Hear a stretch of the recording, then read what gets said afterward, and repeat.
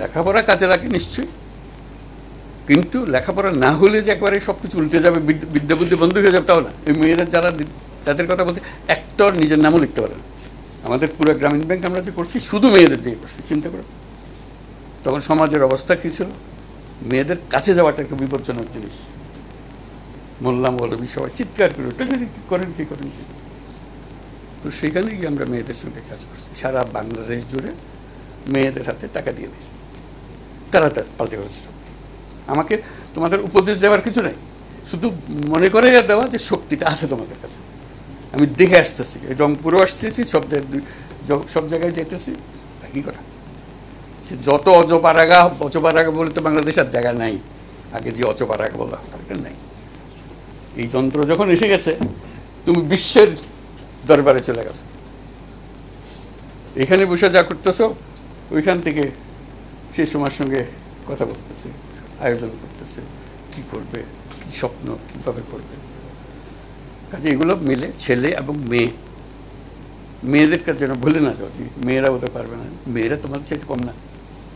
আমাদের পুরো গ্রামীণ ব্যাংক আমরা যে করছি শুধু মেয়েদের দিয়ে করছি, চিন্তা করো তখন সমাজের অবস্থা কী ছিল।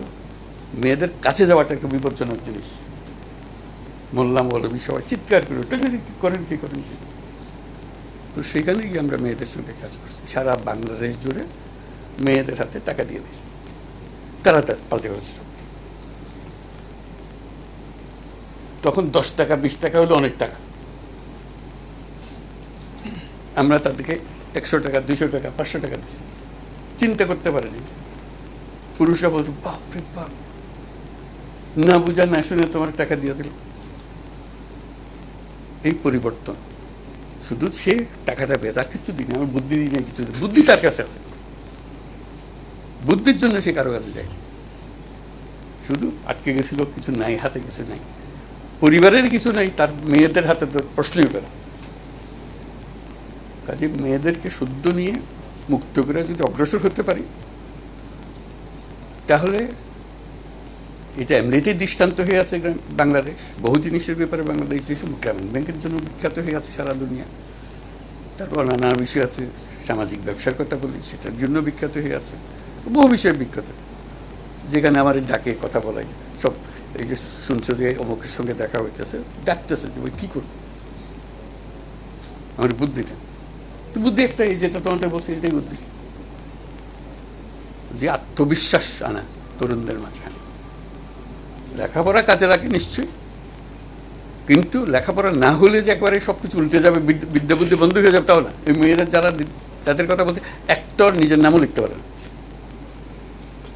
ওই রকম দিয়ে কাজ। তো কাজে এই হলো আমাদের আশা আকাঙ্ক্ষা।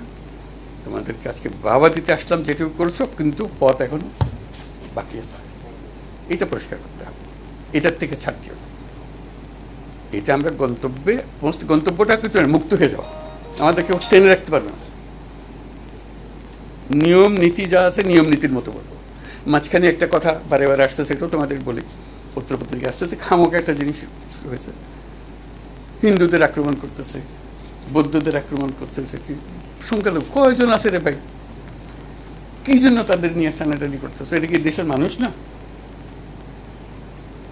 তোমরা যেন দেশই রক্ষা করতে পারছো, কয়েকটা পরিবার রক্ষা করতে পারবে না? কথা হলো, কষ্ট লাগে। সেও তোমাদের সঙ্গে ছিল, তার ছেলে তোমার সঙ্গে ছিল, কিন্তু বাড়ি গিয়ে দেখে যে তার লুটপাটওয়ালারা করতেছে এগুলা। বললো যে ইচ্ছা করে, আর হলেও অন্যের মদতে যারা ইন্ধন জোগাইতেছে, একটা গোলমাল লাগাই দেওয়া।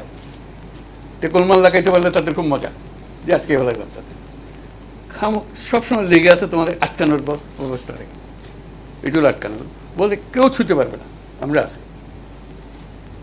যত হিন্দু পরিবার, খ্রিস্টান পরিবার যত আছে, বলতে কেউ তার গায়ে আসতে পারবে না। আমার ভাই, আমরা একসঙ্গে যুদ্ধ করছি, একসঙ্গে থাকবো।